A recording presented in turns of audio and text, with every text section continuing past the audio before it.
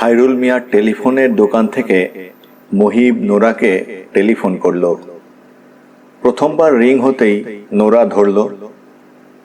Hello শব্দটা এত সুন্দর করে বলল যেন এটা কোনো ইংরেজি শব্দ না, এটা বাংলা গানের সঞ্চারী। মুহিব বলল, কি খবর নোরা? নোরা বলল, আপনি কে বলছেন জানতে পারি কি? বুকে ধাক্কা লাগার মতো বাক্য। এখনো কি নোরা তার গলা আলাদা করে চিনতে পারে না, নাকি সে চিনেও ভান করে চিনতে পারছে না? অবশ্যই এও হতে পারে যে আপনি কে বলছেন জানতে পারি কি বাক্যটি নোরা অভ্যাসবশত বলে।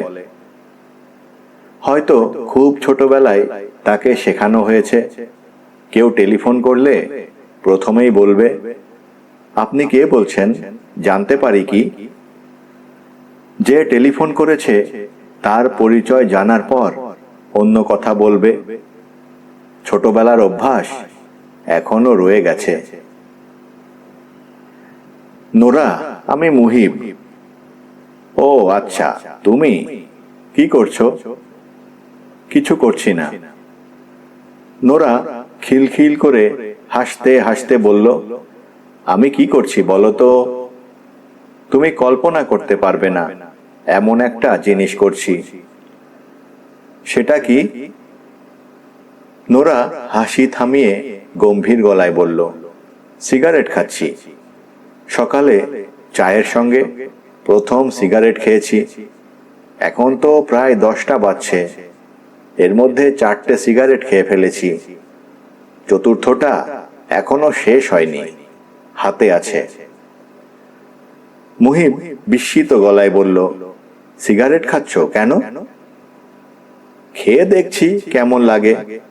তেমন কোনো গুড ফিলিংস হচ্ছে না, তবে গলা শুকিয়ে কাঠ হয়ে গেছে। খুব পানির পিপাসা হচ্ছে। 1 জগ পানি খেয়ে ফেলেছি, তারপরেও পানির পিপাসা যাচ্ছে না। মুহিব বলল, সত্যি সিগারেট খাচ্ছ? নোরা বলল, হ্যাঁ, না খেলে মিথ্যে করে বলবো কেন? এই মুহূর্তে আমি কি করছি মন দিয়ে শোনো। আমি ডিভানে শুয়ে আছি। আমার হাতে একটা বই। বইটার নাম ইজি হিপনোসিস।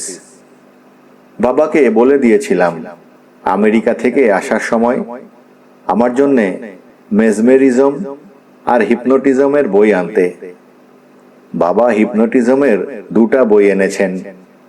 একটা শেষ করে ফেলেছি, দ্বিতীয়টা পড়ছি। 18 পৃষ্ঠা পড়া হয়ে গেছে। হঠাৎ হিপনোটিজমের বই পড়ছো কেন? কি করে মানুষকে হিপনোটাইজ করা যায় এটা শেখার জন্যে। পুরোপুরি শেখার পর বিভিন্ন অনুষ্ঠানে ম্যাজিশিয়ানরা যেমন জাদু দেখায়, আমি হিপনোটিজমের খেলা দেখাবো। কোনো একজন দর্শককে স্টেজ থেকে ডেকে এনে হিপনোটাইজ করব। তারপর তাকে বলবো, আপনি এখন মানুষ না, আপনি একটা বড় সাইজের খোলা ব্যাঙ। আপনি স্টেজে লাফাতে থাকুন। সে তখন ব্যাঙের মতো লাফাতে লাফাতে স্টেজের এ মাথা ও মাথা যাবে। মজা হবে না? হবার তো কথা। এই শোনো, তুমি যেখানে আছো সেখান থেকে কি আকাশ দেখা যায়? হ্যাঁ, যায়। আকাশে মেঘ আছে? সামান্য, বেশি না। কেন বলো তো? আকাশ যদি খুব মেঘলা হয়ে থাকতো আর ঝুমঝুম করে বৃষ্টি পড়তো, এখুনি বৃষ্টি হবে এখুনি বৃষ্টি হবে ভাব থাকতো, তাহলে তোমাকে আসতে বলতাম। আকাশে মেঘ জমতে শুরু করেছে, মনে হয় সন্ধ্যার দিকে বৃষ্টি হবে। তুমি বললে আমি চলে আসতে পারি। আমার কোনো কাজ নেই। তোমার কাজ না থাকলেও আমার আছে। আমি এখন গভীর মনোযোগ দিয়ে বই পড়ছি। তবে ঝুমঝুম করে বৃষ্টি হলে অবশ্যই তোমাকে আসতে বলতাম। আচ্ছা শোনো, ঝুমঝুম করে বৃষ্টি শুরু হলে তুমি চলে এসো। আসার সময় আমার জন্য দুটা জিনিস নিয়ে আসবে। একটা হচ্ছে লটকন, অবশ্যই লটকন নিয়ে আসবো। আর একটা কি, সিডির দোকানে যাবে, একটা গানের সিডি কিনে আনবে, নাম উড়ালপঙ্খী। সিঙ্গারের নাম বলে দাও। কি আশ্চর্য কথা, সিঙ্গারের নাম তুমি জানো না? না, তোমার গাওয়া গান নাকি? হ্যাঁ। কবে বের হয়েছে? গত মাসে। কই, আমাকে তো কিছু বলনি। এটা কি ঢাক পিটিয়ে বলার মতো কোনো ঘটনা? এমন তো না যে আমার জীবনের প্রথম সিডি এটা। কাসুন্দি আনতে পারবে? কাসুন্দি দিয়ে লটকন মাখিয়ে ভর্তা বানিয়ে খাবো। এখন সব বড় বড় গ্রোসারি শপে পাওয়া যায়, পাওয়া গেলে নিয়ে আসবো। ঝুম বৃষ্টি নামলে তবেই আসবে। খটখটে শুকনা সময়ে যদি আসো, তাহলে আমি কিন্তু ওপর থেকে নিচেই নামবো না। আমি টেলিফোন রেখে দিচ্ছি। আমার গায়ের উপর সিগারেটের ছাই পড়ে গেছে। সিগারেট খাবার সবচেয়ে বিরক্তিকর অংশ হলো ছাই ঝাড়া। সায়েন্টিস্টরা এত কিছু আবিষ্কার করছে, ছাইবিহীন সিগারেট আবিষ্কার করতে পারছে না কেন? খট করে শব্দ হলো। নোরা তার অভ্যাস মতো হঠাৎ টেলিফোন রেখে দিয়েছে। মুহিব এখনো রিসিভার কানে ধরে আছে। ক্লান্তিকর টু টু টু শব্দ। মুহিবের মনে হলো সে অনন্তকাল ধরে টেলিফোন রিসিভার কানে নিয়ে দাঁড়িয়ে আছে। কান থেকে রিসিভার নামাতে ইচ্ছে করছে না। এখন সে যদি নোরাকে আবারও টেলিফোন করে, নোরা আগের মতোই বলবে, আপনি কে বলছেন, জানতে পারি কি? মুহিব যদি তার পরিচয় দেয়, তাহলে সে আবারও উৎসাহের সঙ্গে কথা বলা শুরু করবে। তারপর এক সময় আচমকা বলবে, রাখি কেমন, বলেই খট করে টেলিফোন রেখে দেবে। নোরাকে আরেকবার টেলিফোন করতে ইচ্ছে করছে, কিন্তু হাতে সময় নেই। ইন্টারভিউ দিতে যেতে হবে। ৬-৭ জন গম্ভীর এবং বিরক্ত মুখের মানুষের সামনে হাসি হাসি মুখ করে বসতে হবে। বিরক্ত মানুষরা সবাই ভাব করবে তারা সাধারণ কেউ না, তারা অতীশ দীপঙ্কর টাইপ মহাজ্ঞানী। এদের মধ্যে একজন থাকবে চার্লি চ্যাপলিন ধাঁচের। রসিকতা করার চেষ্টা করবে, ফাজলামি করার চেষ্টা করবে, কথা বলবে গ্রাম্য ভাষায়। তার ফাঁকে ফাঁকে হঠাৎ খাঁটি ব্রিটিশ অ্যাকসেন্টে ইংরেজিতে কথা বলবে, বোঝানোর জন্যে যে আমি একটু আগে গ্রাম্য ভাষায় কথা বলছি এটা আমার পরিচয় না, গ্রাম প্রীতির কারণে এটা করেছি। একজন থাকবে যে কোনো প্রশ্ন করবে না, তার কাজ এক দৃষ্টিতে তাকিয়ে থাকা। ভাব এরকম যে আমার প্রশ্ন করার দরকার নেই, মুখের দিকে তাকিয়েই আমি সব কিছু বুঝে ফেলতে পারি। একজন থাকবে বিজ্ঞান মনস্ক টাইপ, বিজ্ঞানের জটিল সব প্রশ্ন করবে যার উত্তর দেয়া সম্ভব না।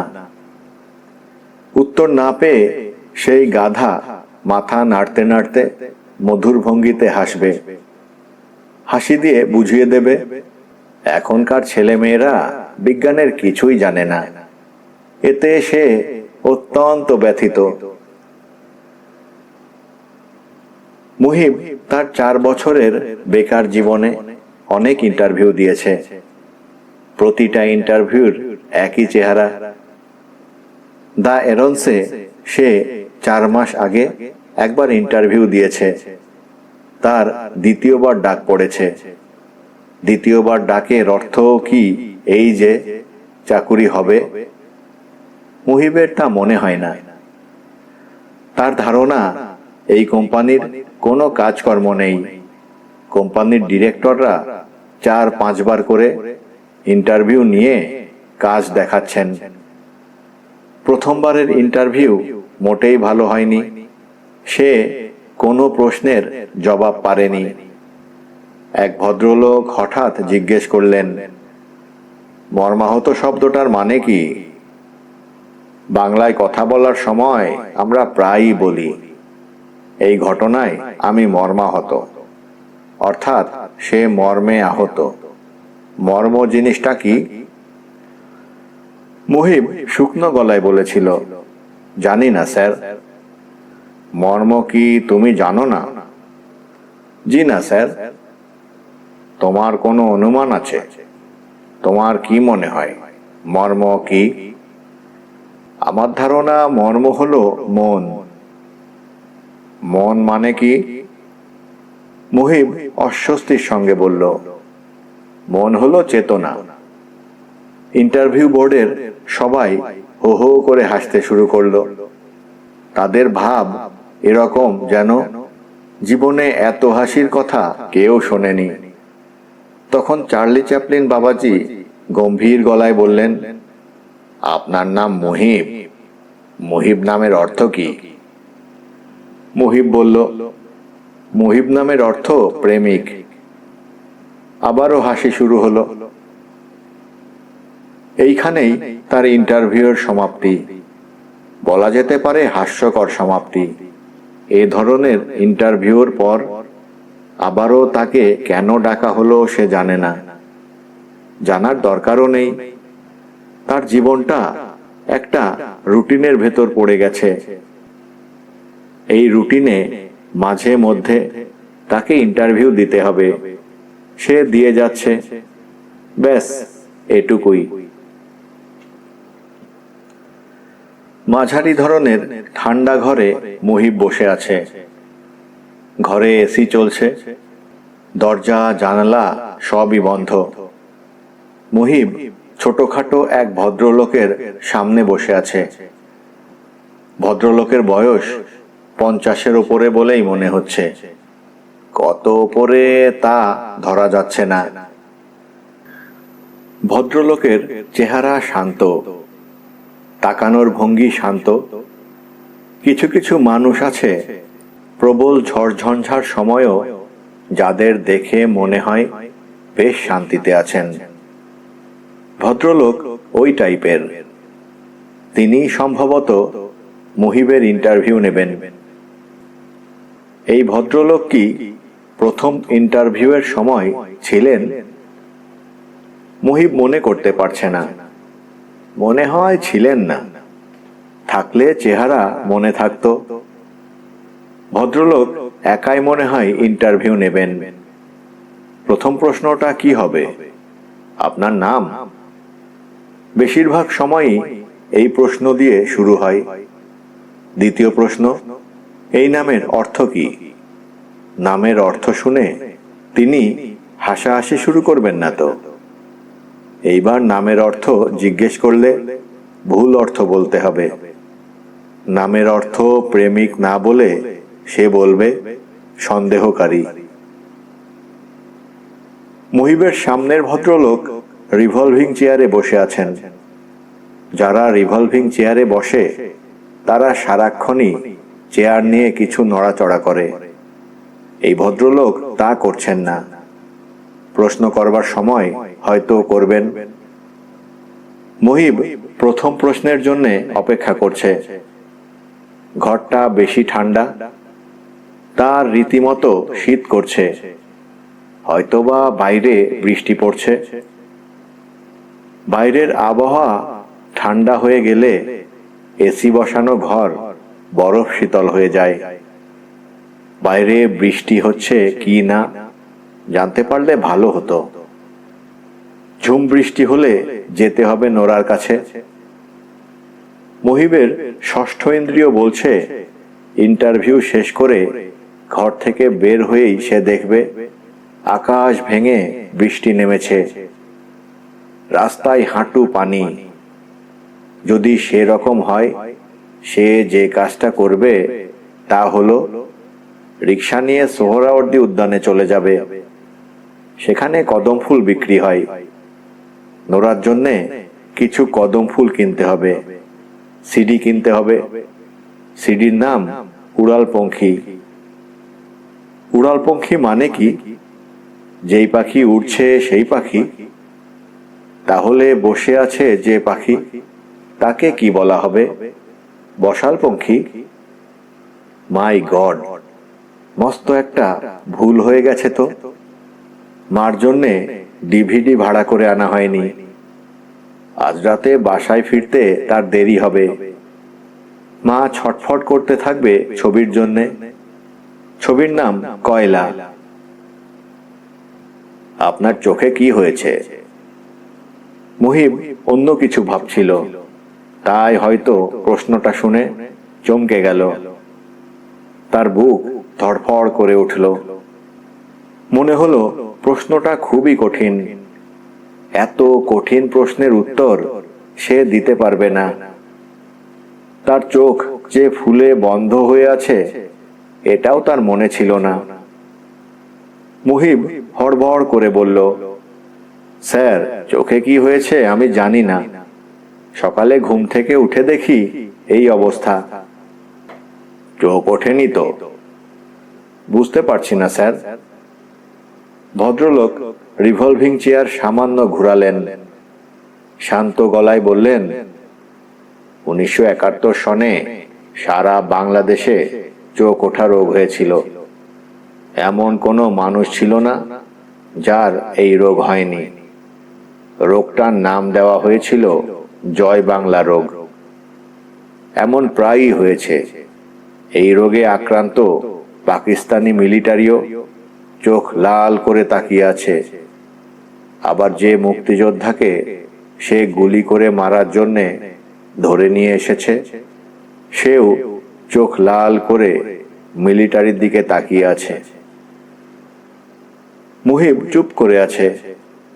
এই গল্পটা শুনে তার কি রিয়াকশন হওয়া উচিত সে বুঝতে পারছে না। সে কি হাসবে? এটা কি হাসির গল্প? মুহিব বলল, স্যার, আমার জন্ম 1971-এর পরে। সেটা জানি। জন্ম তারিখ অ্যাপ্লিকেশন ফর্মে লেখা আছে। আমি আপনার ফাইল পড়ে দেখলাম। এক্সট্রা কারিকুলাম অ্যাক্টিভিটিজে কলামে আপনি লিখেছেন, আমার কোনো প্রতিভা নেই, আমি প্রতিভাশূন্য মানুষ। আপনার কি সত্যিই ধারণা আপনার কোনো প্রতিভা নেই? জি স্যার, আমার নিজের এবং আমার বন্ধু বান্ধবদের আমার সম্পর্কে এই ধারণা। একজন প্রতিভাশূন্য মানুষকে আমরা চাকরি দেব কি জন্যে? চাকরি করার জন্য প্রতিভার দরকার হয় না স্যার। কিসের দরকার হয়?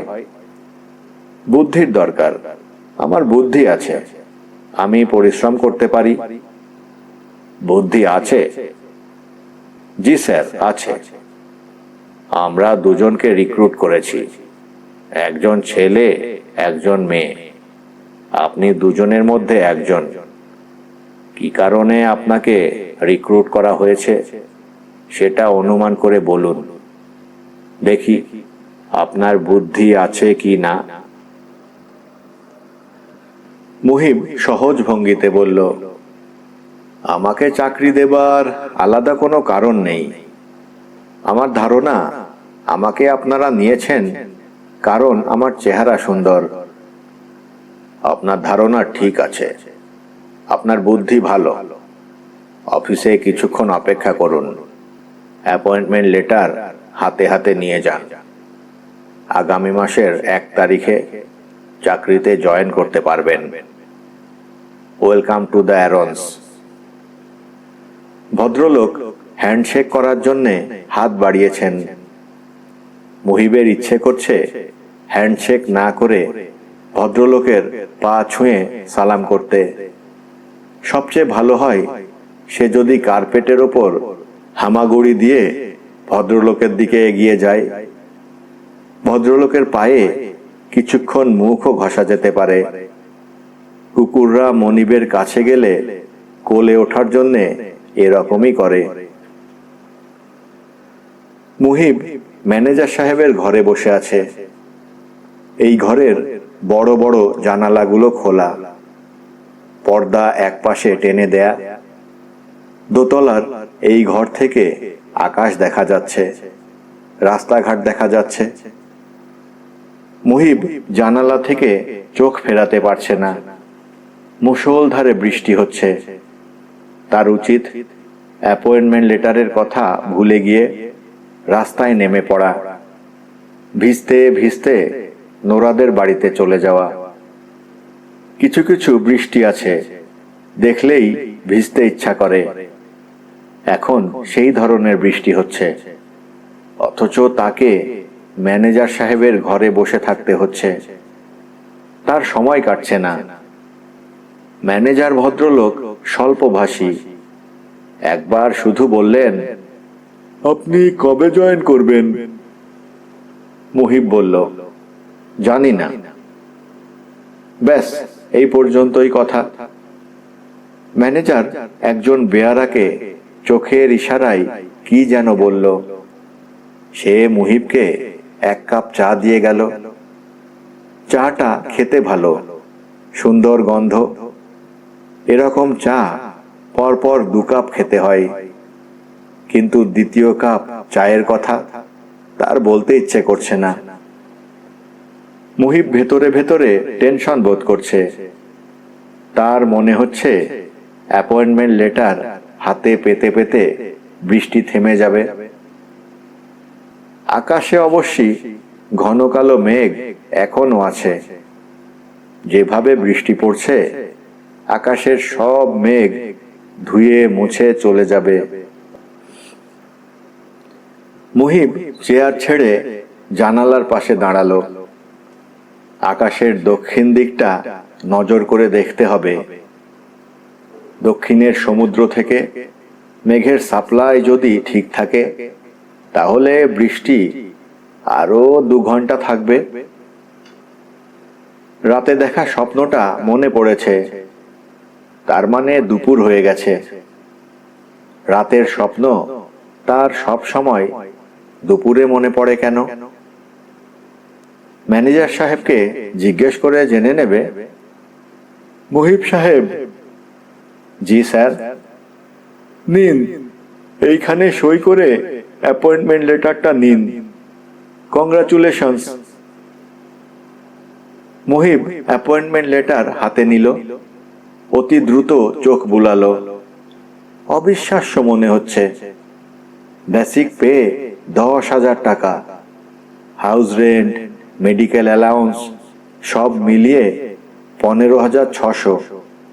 প্রবেশনারি পিরিয়ড পার করলে রেগুলার পে স্কেল শুরু হবে। রেগুলার পে স্কেলটা কত? প্রবেশনারি পিরিয়ডটাই বা কত দিনের? মুহিব জানালা দিয়ে তাকালো। বৃষ্টি পড়া বন্ধ হয়নি, বরং বৃষ্টির জোর আরো বেড়েছে। মনে হচ্ছে পুরো ঢাকা শহর আজ বৃষ্টির পানিতে তলিয়ে যাবে।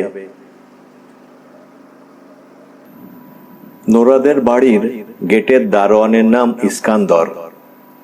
নোরা এই নাম সংক্ষেপ করে নিয়েছে। সে ডাকে ইস। ইস্কান্দর থেকে ইস, কান্দর বাদ। নোরা যখন বলে ইস ভাই, ছুটে চলে যান। খুব ঠান্ডা দেখে 1 বোতল স্প্রাইট নিয়ে আসুন। গেট খোলা থাকুক, 5 মিনিটের বেশি তো আপনার লাগবে না। এই 5 মিনিটে ভয়ঙ্কর কিছু ঘটার সম্ভাবনা কম। ইস ভাই নিতান্তই অনিচ্ছার সঙ্গে যায়। ইস ভাইয়ের বয়স 60-এর কাছাকাছি। দীর্ঘ 30 বছর সে নোরাদের বাড়ির গেটের পাশে দাঁড়িয়ে দাঁড়িয়ে কাটিয়েছে। গেট থেকে সামান্য দূরে গেলেই সে মনে হয় অস্থির বোধ করে। হয়তো নিজেকে সে গেটের অংশ বলেই এখন ভাবে।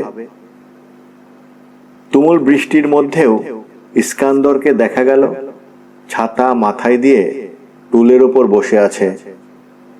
মহিব গেটের ওপাশ থেকে আনন্দিত স্বরে বলল, ইস ভাইয়া, গেটটা খুলুন। ইস্কান্দর তাকালো, রাগী গলায় বলল, আমারে ইস ভাইয়া কইবেন না। আমার পিতামাতা আমার একটা নাম দিয়েছিল। মহিব বলল, সরি, আর ডাকবো না, গেটটা খুলুন।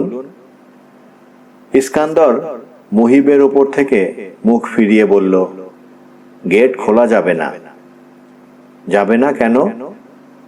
আপা বাড়িতে নাই। মহিব পরিষ্কার বুঝতে পারছে এটা একটা মিথ্যা কথা। ইসভাইয়া ডাকায় দারোয়ান রেগে গেছে। দারোয়ানের রাগের দৌড় গেট পর্যন্ত বলেই গেট খোলা হচ্ছে না। মহিব বলল, ইস্কান্দর শুনুন, আমি আপনার আপার কাছে এসেছি, এটা আপনাকে কে বলল? আমি নোরার বাবার সঙ্গে কথা বলার জন্য এসেছি। উনি কি বাসায় আছেন? আছেন। উনাকে খবর দিন। মহিবের ধারণা ছিল এই কথায় দারোয়ানের হুঁশ হবে। সে গেট খুলে দেবে, মিনমিনে গলায় বলবে, আপা বাসায় আছে, আমার ইয়াদ ছিল না, আসেন ভেতরে আসেন। কিন্তু সেরকম কিছু ঘটল না। দারোয়ান টুল ছেড়ে ভেতরের দিকে চলে গেল। মহিবের বুক ঈষৎ কেঁপে গেল। সত্যিই কি নোরা বাড়িতে নেই? দারোয়ান কি নোরার বাবাকে খবর দিতে গিয়েছে?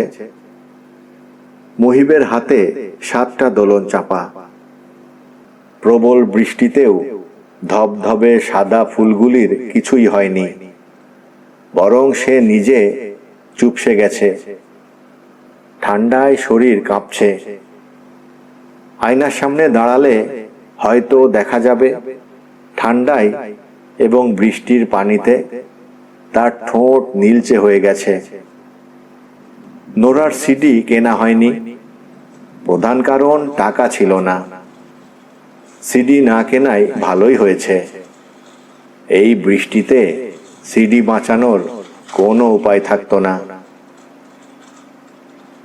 দারোয়ান ফিরে এসেছে, গেট খুলছে। তার চোখ মুখ কঠিন হয়ে আছে।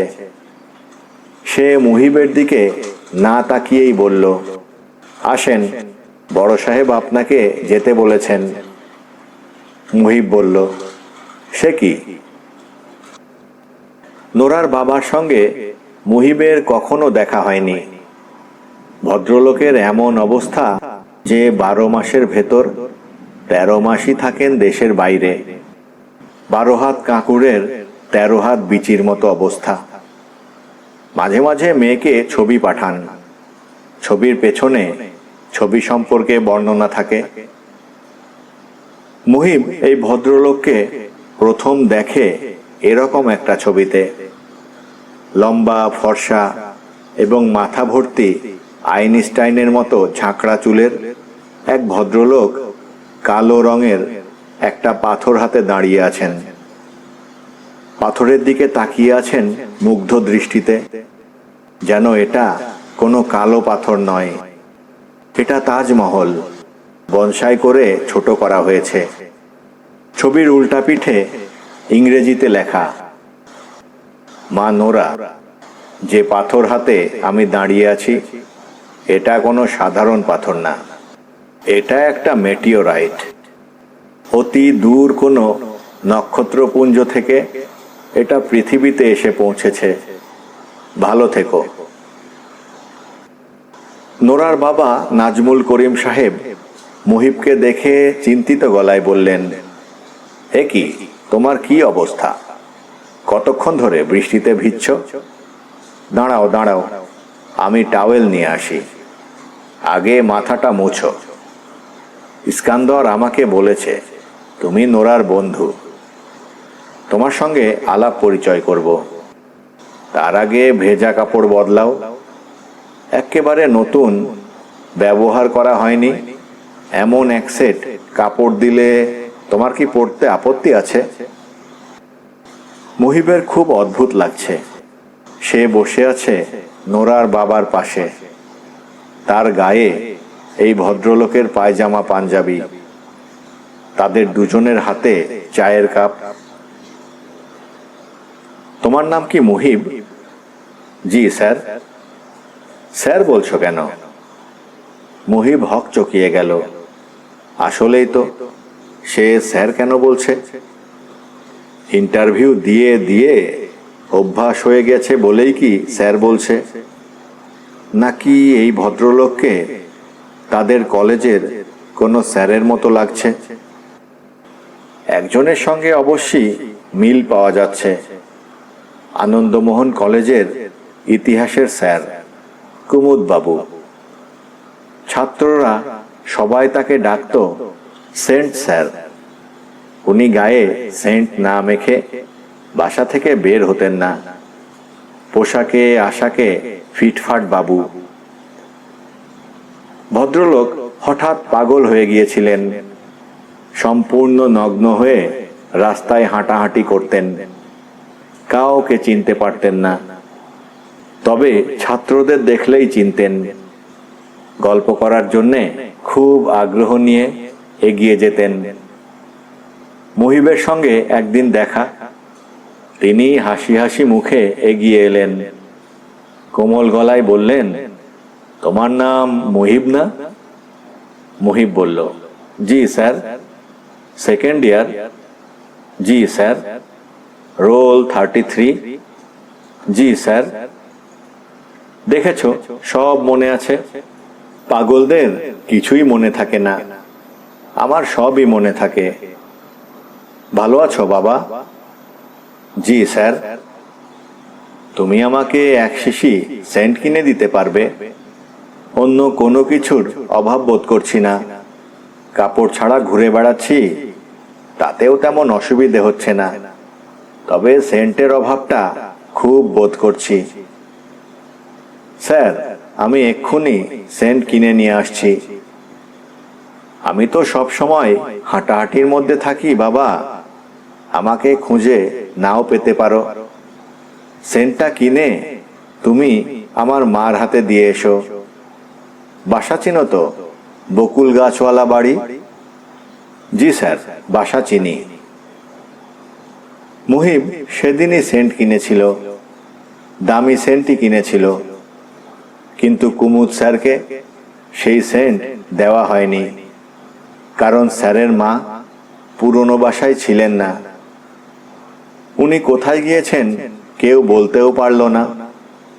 সেন্টটা মুহিবের কাছে এখনো আছে। নোরার বাবা বললেন, কি চিন্তা করছো? মুহিব চমকে উঠে বলল, কিছু চিন্তা করছি না। তিনি হাসি হাসি মুখে বললেন। নোরা হঠাৎ করে বলল, ঝুম বৃষ্টির মধ্যে গাড়ি নিয়ে লং ড্রাইভে গেলে নাকি খুব মজা হবে। তুমি আমার মেয়ের বন্ধু, তার নেচার তো জানোই। যেই তার মাথায় চিন্তাটা এলো, অমনি টেলিফোন করে বন্ধু বান্ধব জোগাড় করলো, মাইক্রোবাস নিয়ে বের হয়ে গেল। তোমাকে টেলিফোন করেনি? জি না। তোমার হাতের ফুলগুলি দোলন চাপা না? জি। ইন্টারেস্টিং ব্যাপার কি জানো বাবা, আমি আমার মেয়ের নাম দোলন চাপা রাখতে চেয়েছিলাম। মেয়ের মা বলল, দোলন চাপা শুনলেই কবি নজরুলের বইয়ের কথা মনে হবে, সঙ্গে সঙ্গে চোখে ভাসবে কবির ঝাঁকড়া চুল ভর্তি ছবি। আমি ডাকবো আমার মেয়েকে, চোখে ভাসবে কবি নজরুলের ছবি, তা হবে না। শেষে ডিসিশন পাল্টে ইবসেনের চরিত্রের নামে নাম রাখলাম নোরা। নোরা নামটা তোমার কেমন লাগে? সুন্দর। নোরা সুন্দর নাকি দোলন চাপা সুন্দর? দোলন চাপা সুন্দর। নোরার আরেকটা খাস বাঙালি নাম আছে, সেটা জানো? গানের ক্যাসেট বা সিডি যা বের হয়, সেখানে তার বাংলা নামটা থাকে। জানো বাংলা নামটা? জি, চন্দ্রাবতী। চন্দ্রাবতী নামের অর্থ জানো? জি না। চন্দ্রাবতী নামের অর্থ হলো চাঁদের সখী। নোরার একটা আরবি নামও আছে। আরবি নামটা আমার মা রেখেছিলেন, ওয়ামিয়া। এই নামের অর্থ হলো বৃষ্টি। মানুষের স্বভাবের ওপর নামের প্রভাব পড়ে, এই কথাটা মনে হয় সত্যি। বৃষ্টি নাম রাখার জন্যেই বোধহয় বৃষ্টি হলেই আমার মেয়ের মাথা খারাপের মতো হয়ে যায়। মুহিবের ঝিমুনি ধরে গেছে। নোরার বাবারও মনে হচ্ছে কথা বেশি বলার অভ্যাস। তিনি ক্রমাগত কথা বলেই যাচ্ছেন। এখন আর তার কথা মুহিব মন দিয়ে শুনছে না। সন্ধ্যা হয়ে গেছে, ঘর অন্ধকার। মুহিবের ধারণা কিছুক্ষণের মধ্যেই সে ঘুমিয়ে পড়বে। মুহিব, জি। তুমি করো কি? পড়াশোনা? পড়াশোনা শেষ করেছি, আমি বেকার। ও আচ্ছা। মুহিবের মনে হলো সে নিজে ঘুমের মধ্যে কথা বলছে। সে বেকার না, তার পকেটে অ্যাপয়েন্টমেন্ট লেটার আছে, ভিজে নেতানেতে হয়ে গেছে। তাতে কি, সে কি ভুলটা শুদ্ধ করবে? বলবে যে সে এখন অ্যারোস ইন্টারন্যাশনাল নামের মাল্টিন্যাশনাল কোম্পানিতে কাজ করে। থাক, দরকার কি? মুহিব, জি স্যার। নোরার বন্ধু বান্ধবদের আমি খুব পছন্দ করি। কেন জানো? জি না। পছন্দ করি কারণ বেশিরভাগ সময় আমি দেশের বাইরে থাকি। নোরাকে ঘিরে এক গাদা বন্ধু বান্ধব আছে, এটা ভেবে নিশ্চিন্ত বোধ করি। আমি কি বলার চেষ্টা করছি বুঝতে পারছো? জি পারছি। তোমাদের বাসা কোথায়? জিকাতলা। নিজেদের বাড়ি? আমার বড় চাচার বাড়ি, সবাই একসঙ্গে থাকি। ভালো তো, জয়েন্ট ফ্যামিলি উঠেই গেছে। বাবা মা বেঁচে আছেন? জি। শুনতেই তো ভালো লাগছে।